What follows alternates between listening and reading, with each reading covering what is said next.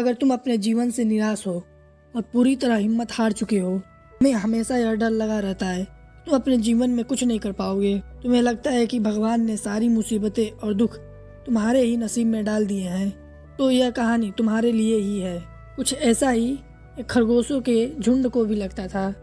उन्हें लगता था कि उनसे बड़ा बदकिस्मत जीव इस संसार में कोई और है ही नहीं।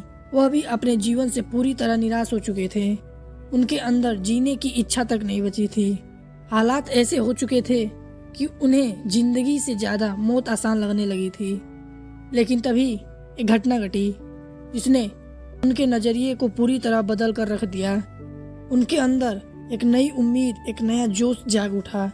और यकीन मानो, अगर तुमने इस कहानी को पूरा सुन लिया तो शायद तुम्हारे जीवन और सोचने का नज़रिया भी बदल जाए। तो चलो शुरू करते हैं। यह उस समय की बात है जब गर्मियों का आतंक हर जगह फैला हुआ था। तेज और कड़कती धूप से हर कोई परेशान था। कुछ खरगोश जंगल में एक सूखी झाड़ी के नीचे बैठे थे। तभी एक खरगोश उदास होकर बोला, गर्मी के कारण फसल भी अच्छी नहीं हो रही है। हमें भरपेट खाने के लिए अनाज भी नहीं मिल पा रहा है।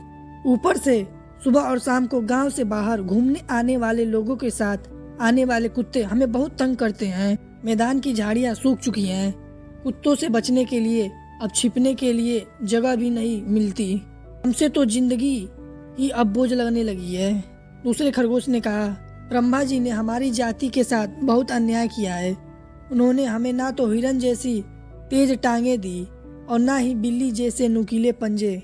हम कितने छोटे और दुर्बल हैं।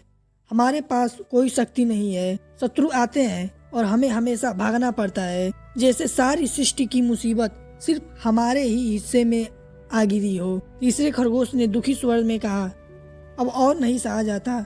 मैं तो आज तालाब में डूबकर मरने वाला हूँ। चौथा बोला, मैं भी मर जाना चाहता हूँ। अब इस जीवन में कुछ अच्छा नहीं बचा।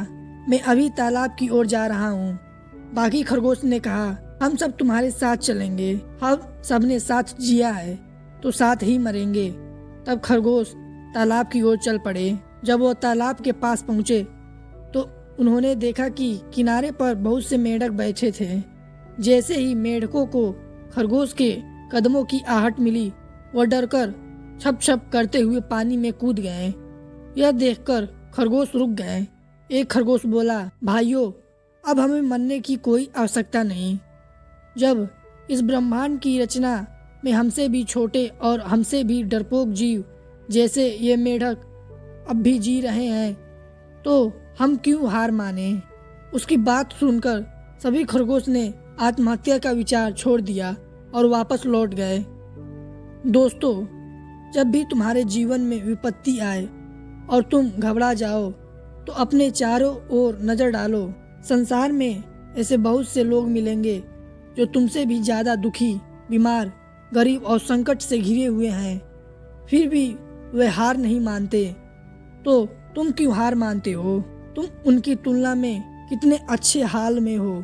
तो खुद को कोसना बंद करो और जीवन को जियो पूरे आत्मविश्वास के साथ। अगर इस कहानी ने आपके मन में थोड़ी सी भी रोशनी जगाई हो, कृपया इस वीडियो को अपने दोस्तों और परिवार के साथ शेयर करें।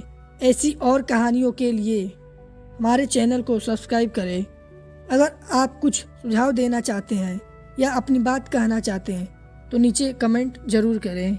आपका कीमती समय देने के लिए धन्यवाद।